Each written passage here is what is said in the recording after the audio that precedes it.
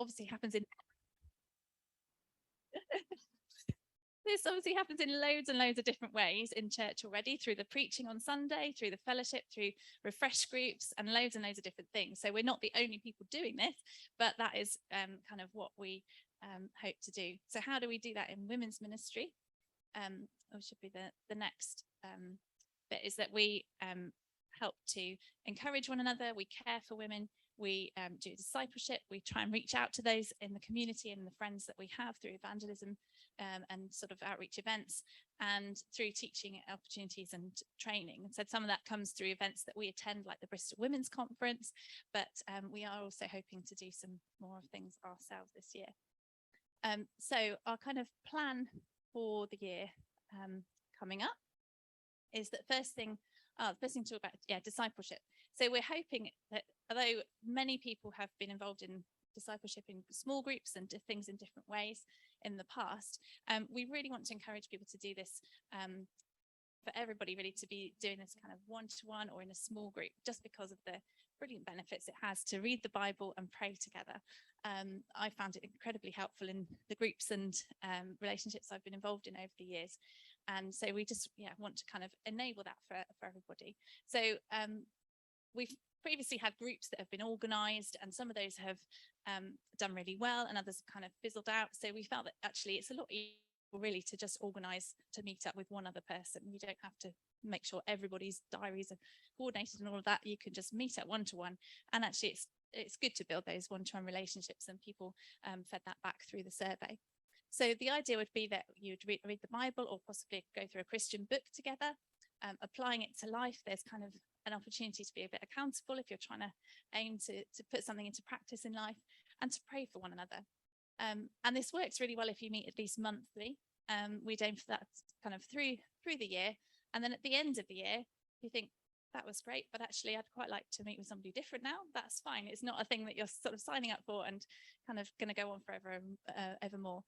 And it's great if older women and younger women can come together. Often we do this kind of thing with people our own age, which has great benefits, but actually loads of people in church, for us younger women, well, I'm sort of still younger maybe, who would benefit from the wisdom of the older women. And older women, if you're not kind of getting to the stage where you think physically doing things is really hard, actually you can have massively beneficial input into people's lives just by being able to talk with them and pray with them. And this isn't just for the women, obviously the men can do all of this as well. So it's not just a women's ministry thing, but it's something that we want to particularly encourage this year. So actually next Tuesday coming up, there is going to be a training evening, which is for everybody, and that's on a particular way to kind of understand the Bible and read it for yourself or with somebody else. So that'll be really helpful. But if anybody wanted to know recommendations of things you could do with somebody, or an example of a kind of Bible study, then come and ask, and we've got things we can help with. And then there's a few kind of events and things we're hoping to do this term in particular. So in October, we want to have a go at some activities at the Mendip Outdoor Centre. On the feedback that we got earlier in the year, people wanted to try some more active and outdoorsy things, including very particular requests for axe throwing, which they do outdoor sports. So there'll be a choice of various activities. I mean, some of them are quite gentle, like orienteering or frisbee golf. They've got archery, rock climbing, all kinds of things. So you can kind of sign up for something that might take your fancy to have a go at, or if none of that interests you, just come to the cafe and have a chat and relax. I've got a lovely rooftop kind of cafe there. So then there'll be information coming out very shortly for you to see what you can sign up for. And then on hopefully November the 19th, so it's a Saturday, we want to have a day of teaching and fellowship for the women here at Headley Park Church. So kind of along the lines of the women's conference, but nowhere near as big. But it will involve really good teaching from speakers that we know and some that we don't, just on some of the things that affect us as women. People have kind of suggested things that they would really like some kind of input on as to how to deal with it from a biblical point of view. So things like mental health and dealing with the menopause and looking after elderly relatives. What do you do as a woman at work? So we're hoping to cover some of those things and just really help each other to understand that and help encourage one another through those different challenges. So again, more information to come soon. And then in December, we often have an event, but we thought if we've had this in November, we'll do something slightly different, which would be just a kind of, well, we'll provide a sort of a pack of things where you can invite friends to come round to your house or meet out somewhere, and some kind of conversation starters to get you going, and really to kind of those friendships that we've built where we chat to people often, but maybe don't quite get around to talking about our faith. Something that will kind of just give us an opportunity to do that in a very casual, low-key way, where we can organise it at a time that suits each person, because December is ridiculously busy usually. So yeah, just in a way that will give us an opportunity to open our homes and things to friends in December. And then yeah, looking ahead further into the year, obviously we have the Bristol Women's Conference in the spring, and we're also hoping to have some kind of evening or event where we discover some of the things from people who in the church who've joined, who've come from lots of different countries. So people would like to share their different foods and different things that they know from home. And so we're hoping to organise something that we can kind of get to know some of the different places. But I think, yeah, that's pretty much it. Any questions, come and see me. Thanks, Eleanor. So that's the women done. Nathan, over for you for the men. Thank you. Luckily, you've taken 2 of my minutes, so I have to talk for 3, but that's absolutely perfect.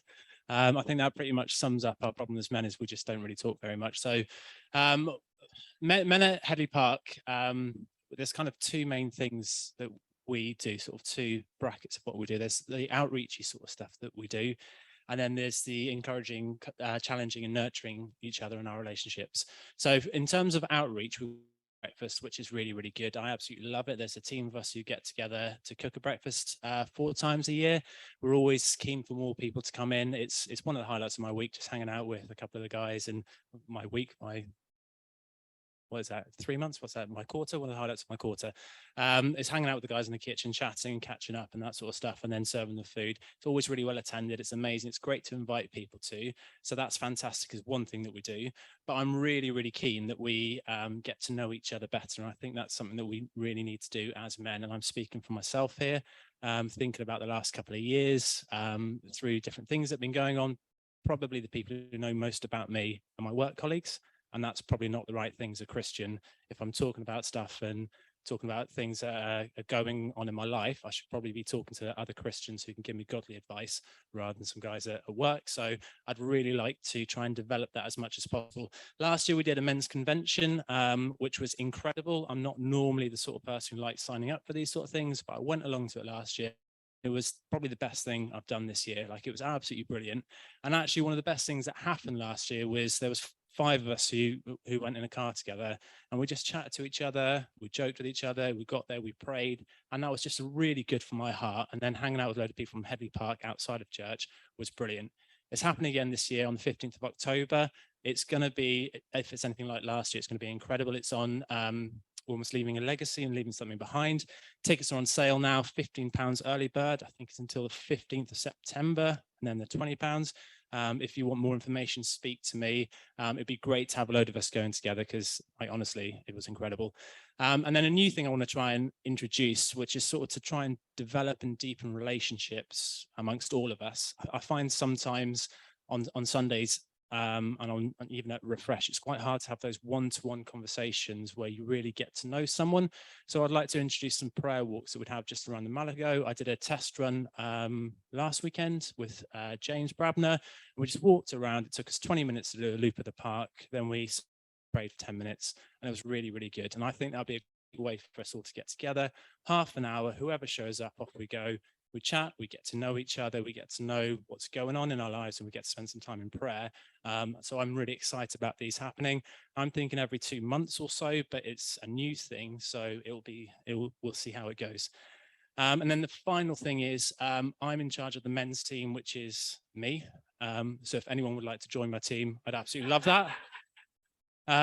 In terms of getting other ideas of what we think would work, I'm keen for it to be as open as possible to everyone. So it's not just we're going to go climbing. Like I want it to be something that we can all enjoy and we can all get on. And that doesn't mean climbing's not going to happen, but I'd like it to be something that, yeah, different ideas about what we could do to really, really, really encourage, challenge and nurture our relationships with each other. So that's Men at Headley Park. Thank you, Nathan. So Nathan needs. So if you are feeling like something you'd like to get involved in, speak to Nathan afterwards. Next person, Jess. Music, or at least an aspect of music. Right. The first thing you need to know about music ministry is that all of you are on the music team, because it's all of your job to come to church and to sing together. It says it in Colossians chapter 3, verse 16. It says, "Let the message of Christ dwell among you richly, as you teach and admonish one another with all wisdom through psalms, hymns and songs from the Spirit, singing to God with gratitude in your hearts." So that's a command for us all. It's not just for the people who are playing instruments and singing into microphones.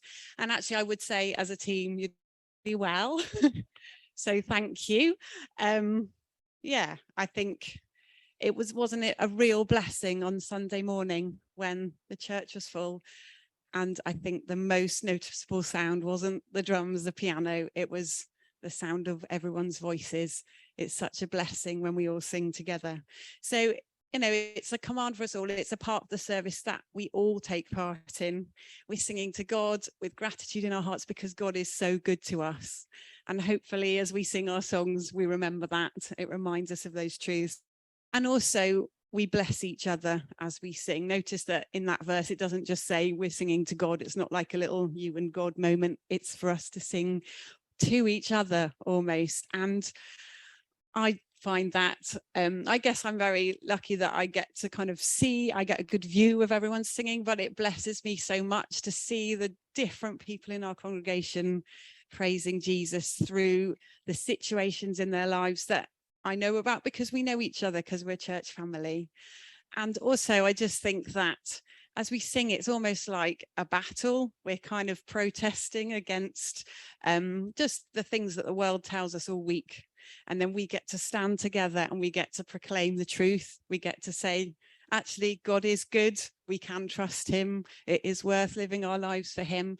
And so just, you know, as you come to church on Sunday, that's what you're doing. That's why we're singing. Yeah, so you can pray for all as a church family, and especially the music team as well, that what we do is with gratitude in our hearts to God, that it's not putting on a show, and that as much as we love music and we're thankful to God for music, it's a good gift. Jesus is better than music. So pray for that. Pray that we all have that growing sense that as we sing, as we love to sing as a big church, that we just love Jesus more, because that's why we do it. Yeah, and just practically, if you can play the drums or the bass guitar or the acoustic guitar, that's what we would love to have a bit more of, just to kind of ease a bit of pressure in our rota. But yeah, that's all. Well, we're very thankful for our musicians as well, aren't we? Much as we love to sing, some of us to varying standards, some like me, not very well. Well, it is great to lift our voice in praise. We're very grateful for the fact we're well led, aren't we, I think, by our musicians, and that it's just a great place to worship the Lord Jesus. So thank you, Jess and the team. It is you. Come on, Claire. So we're now to a run now from the youngest children through some of the older people in the church. Well, you are young as well, especially compared to me. But anyway, Thanks. crack on. Thanks. Right, here goes Tots. First of all, I want to say a big thank you to the team, because I took over. I didn't really take over. I just kind of joined last September, and I was amazed by the faithfulness of those volunteers. So I'm going to say a big thank you to, and I haven't written them down. Val is in the kitchen, and she's brought Lynn along from Coffee. It's amazing, and Lynn comes every week as well. Christine Young, Morag, who some of you know. Miriam, thank you. Judith and Emily and me. So thank you to those people. I do remember them really. If you want to know what TOTS is, because I'm sure lots of you haven't been, on a Friday, we meet over in the community hall for 2 hours, 9:30 to 11:30. It's pretty free flow. Sometimes it's chaos, sometimes it's quiet. The children just come in with their parents and carers, grandparents, anybody that wants to bring them can come. They play for about an hour till 10:30. 10:30 we pack up and we have snack time all together, which is really nice. I think it's just really nice to get them all sat down, having a snack. And that's a really good time for us to talk to the parents. It's good for us to hold their children so they can have a cup of tea in peace or a cup of coffee, whatever. And then we take them into the other room while the volunteers are very busy tidying one room. We're in the snack room. We then move and we go and do song time. Song time goes in various ways. Sometimes it goes well, sometimes it goes less well. Sometimes it's carnage. But generally, Emily and I just keep singing and they join in. We used to do a Christian story. It didn't happen originally, and I kind of wanted to think, well, how can we make our toddler group a little bit more Christian? How can we share the gospel? So we introduced story time. After, I don't know, 1-2 weeks, I thought this is never going to work. Did lots of research, went online, talked to other people who did toddler groups, decided it really wasn't worth it. I got to a point where I dreaded it because I was shouting, because the parents and carers just want to talk and drink their coffee. And it's really hard for 3-year-olds to be engaged. So we've scrapped that idea. But it's kind of festering away at me is how do we make our group distinctive? How do we share the gospel? How do we share the love of Jesus with these 0 to 3-year-olds and their parents and carers? So my plan for the year ahead is to think that through. I think it through all the time. But my main idea is to, or Emily and I have been talking about this, is to have a theme. So each term, it might just be, it's going to be quite big because obviously 3-year-olds can't take on too much. So it might just be creation or God's world. It might just be that God loves us. Just one something simple thing that they can remember.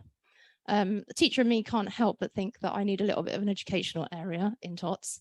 So I'm going to spend a little bit of money on some numbers and letters, toys. In terms of what you can pray for, it'd be great to have more volunteers. It's not that we need manpower, but those lovely faithful ladies come week in, out, and sometimes they need a break, and sometimes they're poorly. So extra people would be, so if you could pray for that, and for our relationships that we already have started to deepen, and for any new relationships would be amazing. So thank you. Yes, fantastic. So that's the youngest children's church. Becky, just before you do, hold that thought for 1 sec. I think I've got 1 second. Just say that Becky's taking over club, but I think we should say a massive thank you to Alex and Luca. I think I've run it for 14 years. Is that right? So that's quite a lengthy stint in our church, if anything, because the church has only been going in nation for 15. So for nearly the whole time there's been Headley Park Church, Alex and Luca have been running club, but they're taking a step back from club at least for a year. And then we'll see where we go from there in terms of where they serve. But Becky has agreed to take club on. So I'm going to hand over to Becky.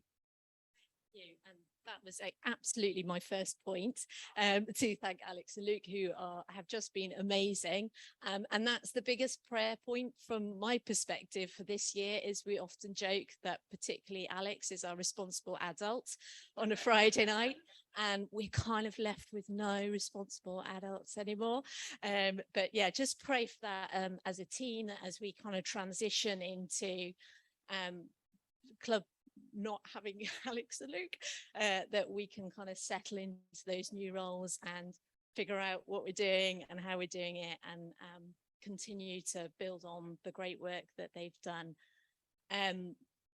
Everybody said it, we always welcome new people. I'm particularly going to say, I know lots of people when you say youth work go, no, that's not for me.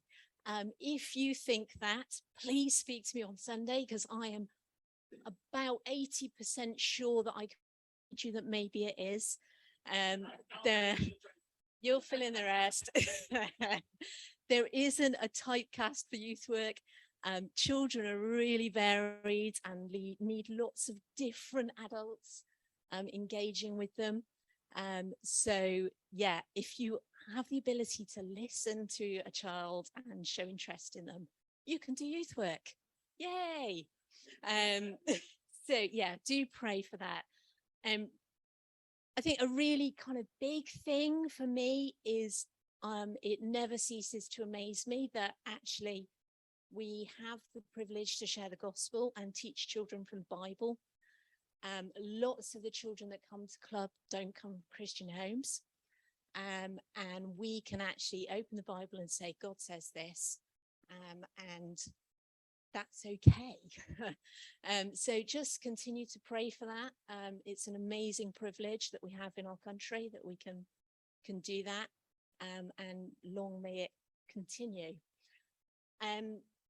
So this academic term, we want to try and build on the success of Adventurers, and we're really grateful to God for that and those numbers. We would really love to have loads of children here every Friday night. We equally want that to be meaningful and to be relational and to not just be crowd control. So really pray for that we'd be able to be wise in how we do that. Basically, kids come on a Friday night, they eat sweets, they play games, and we tell them about Jesus. That's club. But we really want to be able to get alongside kids, really talk to them about what they understand about what we're telling them, where they're at, and lead them to Jesus. So yeah, pray for that this year. Sorry, I'm very jet lagged still, so I am reliant on my notes. Yeah, so pray for that. I guess what we see in the New Testament is lots of Jesus meeting with individuals, changing their lives, sending them away, and getting them to tell their families about Jesus. And that's what we really want for club. We want kids to come, hear about Jesus, meet Jesus, go home, tell their parents about Jesus, tell their families, their grandparents. And yeah, we really want that to happen in club. So again, pray for wisdom that we know practically how we engage families into club. But yeah, also that Jesus would save families and transform this community. That's it. Thank you, Becky. And a new thing for this term is we are going to try an exclusive hour of club, an hour earlier actually than the club we have been running, but for Cheddar Grove children. So for years, I've wanted to build off the back of my assemblies. We've just got enough people connected to that community, and with Ezra and Oscar now being of an age where they are old enough for club, we can try and get them to have an opportunity to invite their friends. So we're going to try and open up a new mission field this year into Cheddar Grove, and give me an opportunity to follow up on the assemblies from the day before. So we'll see how that goes. We'll report back. I'm guessing it's probably going to start small. Most things do, and we'll see where it goes from there. We've gone TOTS, we've gone club. Simon's now going to take us through the rest of children's and youth work. Evening, everyone. Goal number 1, get a tan like Becky's. So I think I've got about 8 things to talk about, so I'm not going to talk about any of them. Instead, I'm going to give you a piece of paper while Laura comes to speak to us to tell us about something new. Well, it's not new, but not many people know about it. So I'm going to hand over to Laura. She's going to speak. I'll give these out, and then I'll come back and finish off. You know how the first rule of Fight Club is you don't talk about Fight Club, and there are a few select people that know about Fight Club. We have a girls group, and that is the equivalent to Fight Club. Hang on a minute. No, that's not quite what I meant. So yeah, we have a girls started during the pandemic, which is probably why whenever I say to people, we have a girls group, they go, oh, what's that? And I said, we've been running for like nearly a year. So we are a group for girls. The clue is in the name, and we have tried to find a new name, but none of them have stuck. So we have girls group. So I guess one thing that you could think about is if you good names that are better than girls group, please come and tell me, because well, actually, if you've seen our girls play throw burrito, that is actually quite close to Fight Club. Okay, so we started up during the, and we are a group for girls of essentially secondary school age. And it was a massive example of God's grace that while we were still meeting online in those kind of cringy breakout group kind of environments, that we managed to start building some really great relationships with those girls of secondary school age. It is hard to be a Christian when you're a grown-up. It is really hard to be a Christian when you are a teenager. When you are a teenage girl and you are being given all sorts of messages of nonsense from the world around you. So what we really wanted to set up was a group where they could come and they could be encouraged by other girls who are Christians. by leaders who are Christians, who could read the Bible with them, who could have social time with them. We eat a lot of cake with them. We play a lot of games with them. So we've been working through Mark.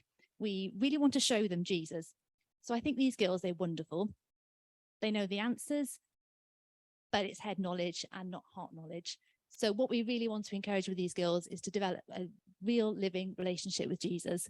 So yeah, we meet on a Sunday evening, not every Sunday, most Sundays, in the community hall.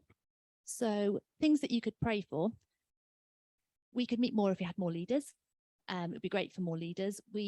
I think probably the biggest thing that I really want for girls group is for those girls to develop that living relationship with Jesus. So just pray that it's me, Polly and Vicky, that's a couple of others at the moment. We feel weak and under-equipped to show them our lives, to show Jesus. So we just want them to see Jesus in the Bible and for that to become real for them. Now, I think that's probably all I had to say about a girls group. So Simon is here. Wonderful. No, I won't say that because that will spoil the twist at the end of Fight Club, so I won't say that. It is a joy, isn't it, to be part of a church that has so many children and young people just connected on a Sunday. So for a moment, ignoring what happens on a Friday, if every under 18 came, there'd be between 50 and 60 in church, which is phenomenal, absolutely wonderful. And it is a joy to be able to teach and to encourage, to disciple many, because parents do a wonderful job and so many children hear so much of Jesus at home and see him in action. Such an impact on my life when I was young to see Jesus lived out by my parents, and you who are parents have such a role to play, and the wider family. We are family, and so I love that Martha has so many spiritual brothers and sisters and parents and grandparents and great grandparents, and that is an absolute joy. And we all, as Jess said about music, we all have a role to play in ministering to, witnessing to, and building up the children and young people in our church. It is a fantastic thing, and they are taught superbly on Sundays. Again, if you ever look at this ministry fair that you don't really know about yet, come and speak to me on Sunday and we'll have more time to be able to look at what's happening and all the stuff that's going on there. But this just kind of gives you a summary of what's going on. It is a recurring theme, but that's because it's true. There are a number of ministries that are short of people, some that are on the verge of not happening, particularly midweek, because we're short. And so I echo what Becky said. There are people who are involved in our youth who you think maybe wouldn't normally be, and yet they're amazing. And so do come to speak to me if you've got opportunities to serve at any point. As Laura so helpfully pointed out, there is the girls group. The boys group happens as well. And again, that's a really good thing. Sam is taking that on.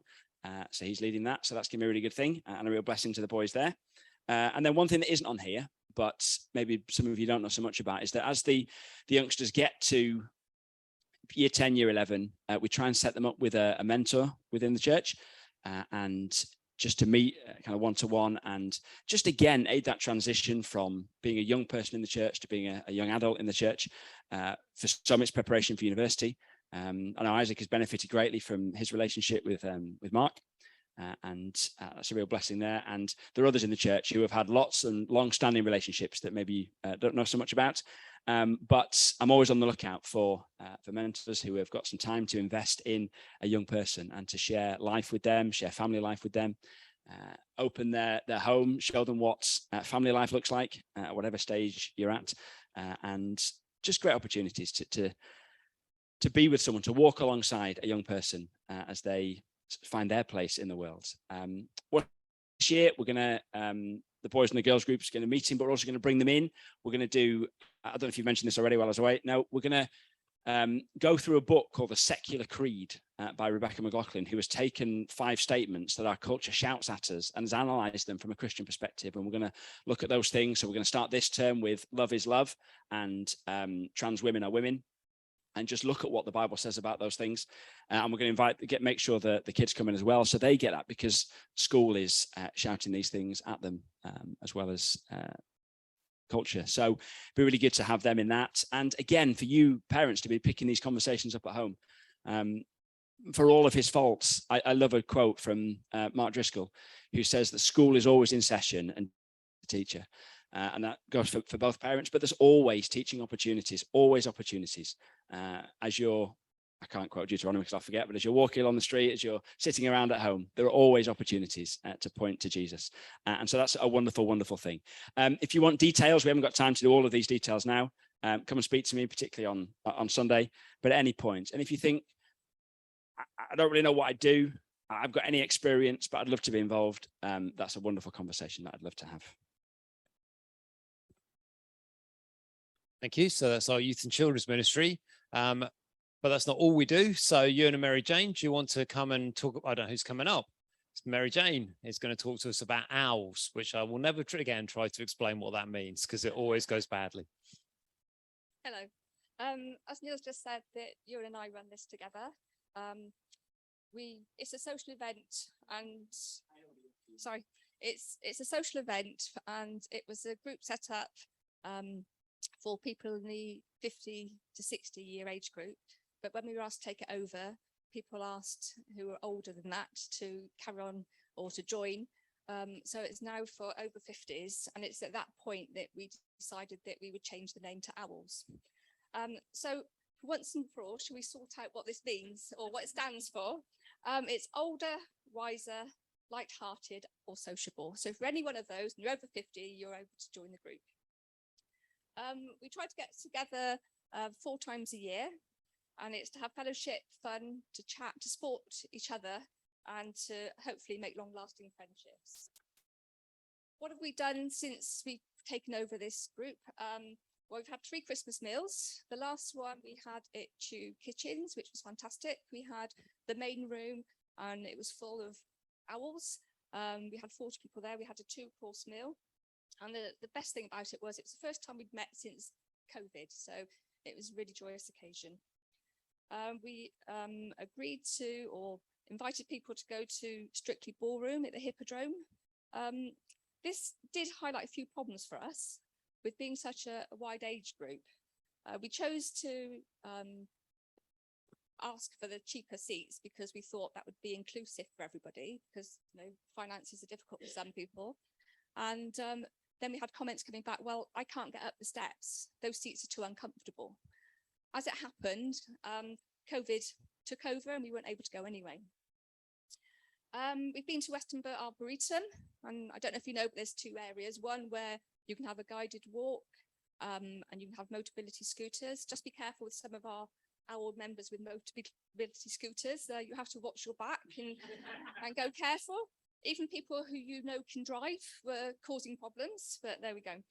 And there's another area where you can't take the mobility scooters. So what we did was people turned up whenever they wanted to. They went and had a walk around the one area, and then we all met at 2 o'clock and had the guided walk. We've been to the Bishop's Palace at Wells, followed by a cream tea at the Lytton Arms. And again, we've got some wonderful people in the group. We had one lady who said she couldn't possibly walk that distance.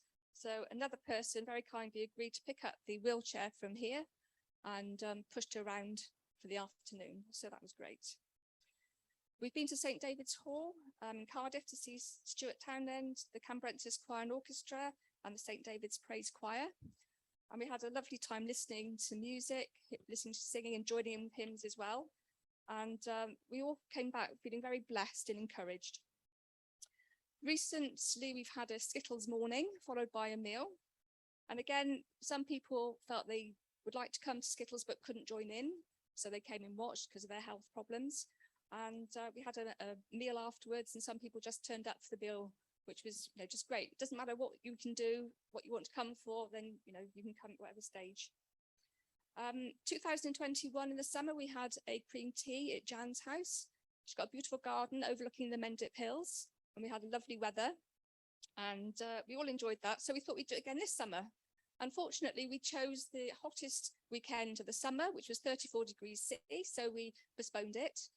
We then booked it or arranged it for last Saturday, and due to some unforeseen circumstances, we had to cancel it altogether. So the other thing that we did have, I must say thank you to Tim for, is that during COVID we had a Zoom quiz, which everyone enjoyed because we hadn't seen each other for so long. It's just nice to get together for some enjoyment.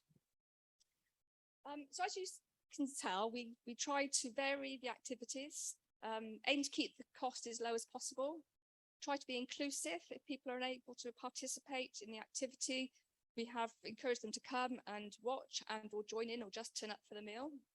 We're very blessed in that we've got lots of people who come who have spare seats in their cars. So we have arranged to pick people up and take them home. And we try to use disabled venues where possible. So what is our plans for the next term or so? Well, we've just booked and sorted out with Helen today that we're going to have a quiz night here on Thursday, 13th of October at 7:30. Jan has just agreed to have a Christmas afternoon at her house, and that's the 3rd of December, and we're going to have mince pies and punch. We thought we'd try and do that this year, bearing in mind the financial difficulties people are in, try and keep the cost down so that we can get as many people there as possible. And on the 30th of March next year, we've booked to go to the Bristol Hippodrome to see the King in I. And we went to the stalls, so everyone seems to be happy with that. So, the prayer point is for inspiration for the future events where we can keep the costs down and sort of include everybody mobility-wise. So if you have any ideas that you think might be good for us to take owls to, then please let us know. Thank you very much. Thank you. So lots going on there. Our regular outreach to older folks is Coffee Stop. I think most of you probably know about that, but just in case it's Monday mornings, 10:30 till 12. Susan and I are leading that at the moment since Phil and Beth moved away. Similar, it's like basically club for older people. So Becky's summary basically holds. It's just the age group is slightly older. There's refreshments, not so many sweets, but plenty of tea and cake. Games of different kinds, some tabletop, and Wii bowling is very competitive and ongoing. I played this week for the first time in ages, and I won't be doing that again in a hurry. I got absolutely squashed. But anyway, it was still fun. There's a lot of chat around the room. It's the noisiest and group in the church. So Tots in comparison is quiet, and they make less mess with the cake. But it's just a great place to be and really enjoyable. And we do a thought for the day every week, so the gospel is shared. The best way of finding out more is not to listen to me. Susan did a video on this on the 23rd in church, which is still much to mortification online. So if you do want to get a 7-minute summary of Coffee Stop with many pictures, then that's Susan's the best person for that. And I'm going to clear out the way, and Susan's going to come and talk about other things.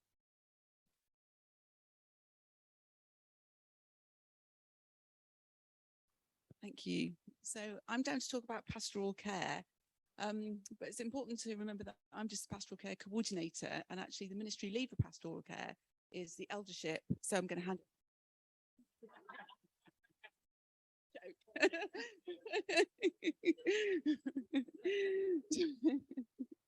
But yeah, my role, as I think everybody knows, I think you're all members and have heard this a few times at membership meetings, that my role is just coordination to just try and make sure that people in need don't slip through the net, and that people who have needs, that they get the right amount of care, the right type of care or input. We sort of have tried to really encourage refresh groups to be sort of pastoral care hubs, and that's been although that they always were, it's a real sort of just trying to encourage more of that, and also just to give refresh groups more confidence in actually leading some of that and having sort of more and more input into that.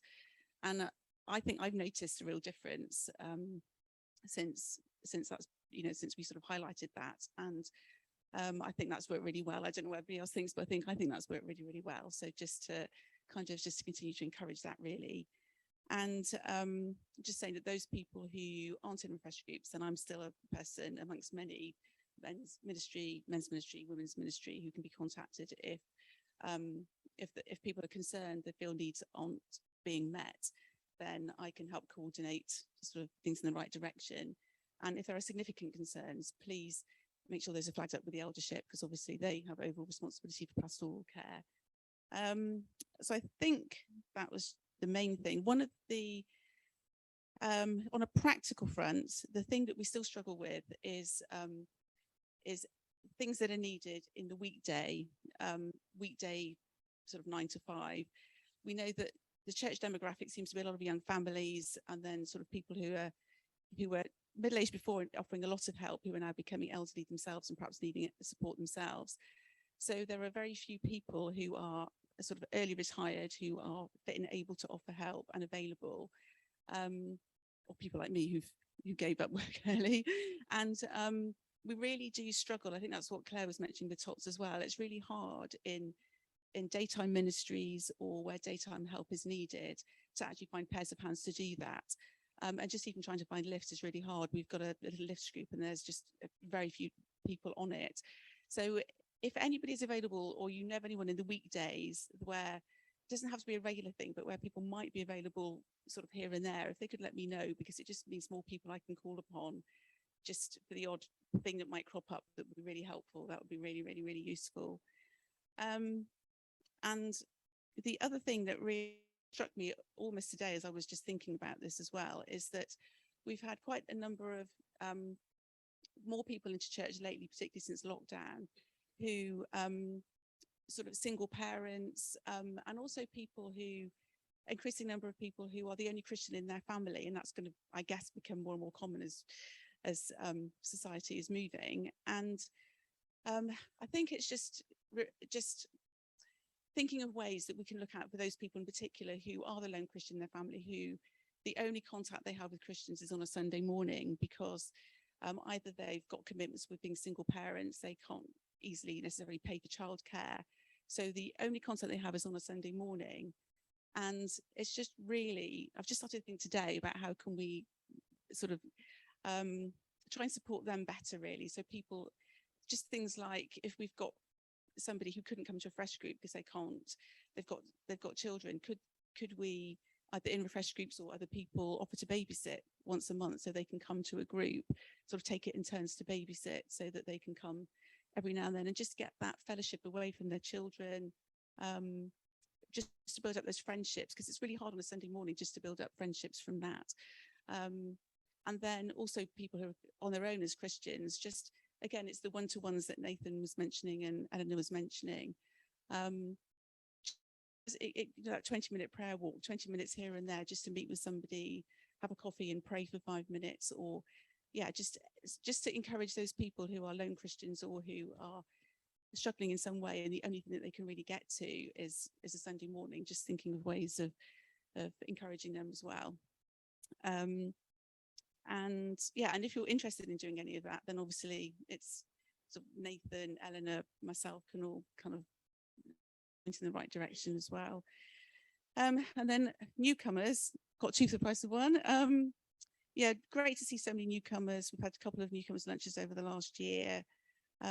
People are generally extremely welcoming in Headley Park. It's, you know, I think we're quite well known for that, which is great. So just, you know, carry on with all of that, really. One of the things that I think we're having new flyers for some, just because the lockdown's all been a bit crazy, new flyers with an outline of all the ministries that are going on in Headley Park, and then individual flyers. So if we see new people, it should be easy to grab some of these leaflets, which I think are going to end up in, pardon? Are they? Yeah, but I think we're going to order some, a rack for the back of church so that they can all be in there. Yeah.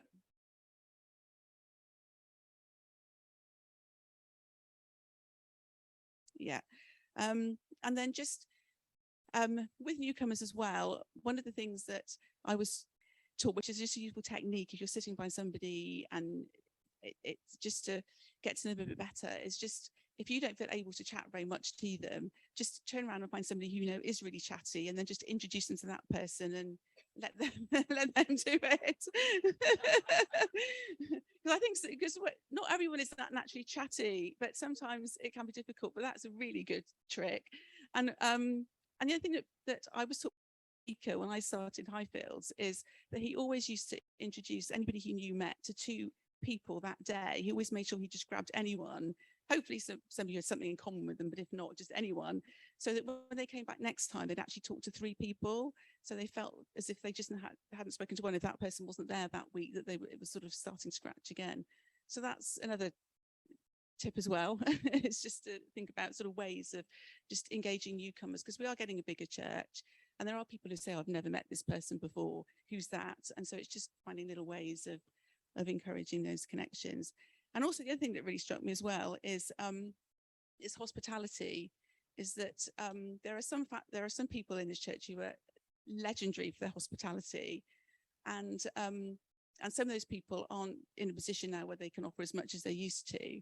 And it's just really a challenge for all of us to think about when was the last time we had somebody in our home that we didn't usually socialize with at church, and looking out for people that we maybe not know very well, and think about inviting them to our homes. And we don't have to be brilliant cooks. I'm not a great cook, and we cook on a Sunday, and so we forgot to keep a list of who's had what. So if anybody comes again, then we might get the same thing depending on what we cook.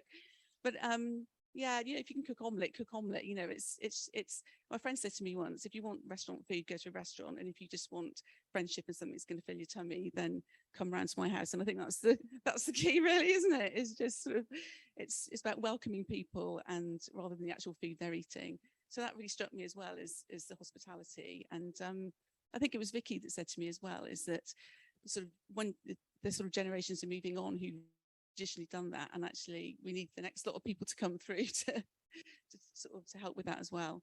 So yeah, so thanks everyone for being so welcoming to newcomers, and for all the care that you give everybody. And that's it.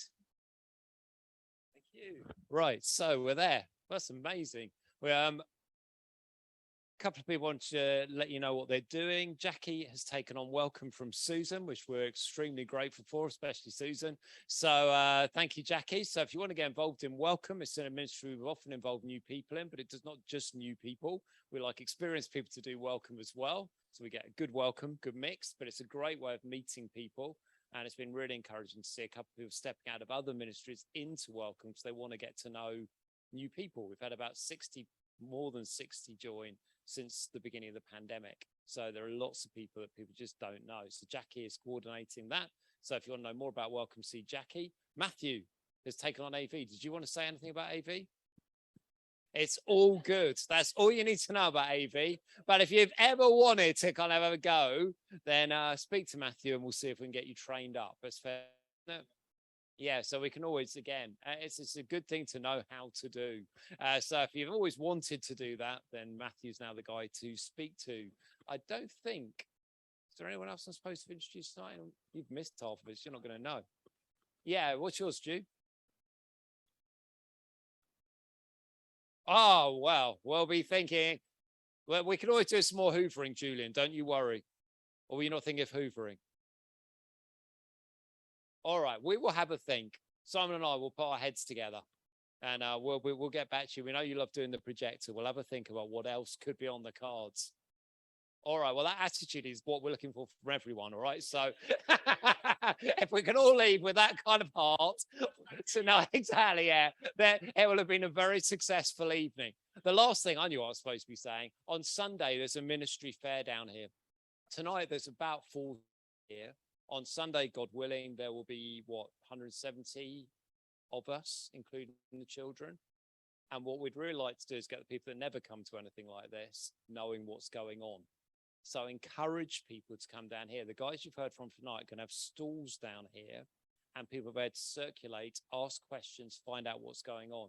We really do want to involve people who only at the moment come on Sunday mornings and show them there's way more Tedley Park Church on a Sunday morning. So it's only one way. We've never done this before. It will fail miserably if all of those people just go home. So grab them, bring them down here.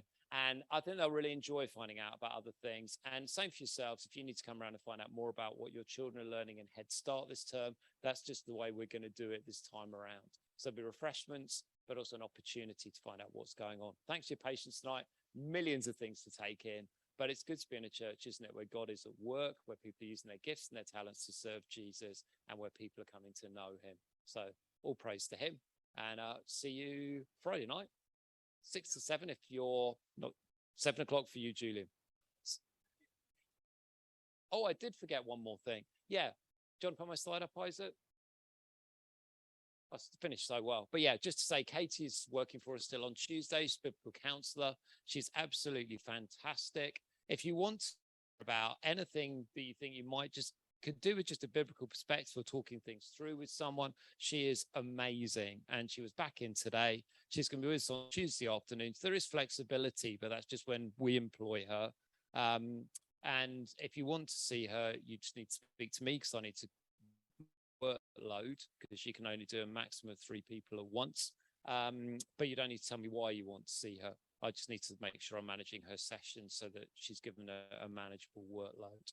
So that's it. Yeah, thank you. I've forgotten all about that. Thank you, Isaac. Thank you, Simon, for that. So yeah, Friday night, 6 to 7 if you've got younger children, it's prayer and pizza, 7 to 9:30 for the rest of us. Most of the things we talked about tonight, we're praying for then, and it'll be great to see you there. Thanks for coming tonight.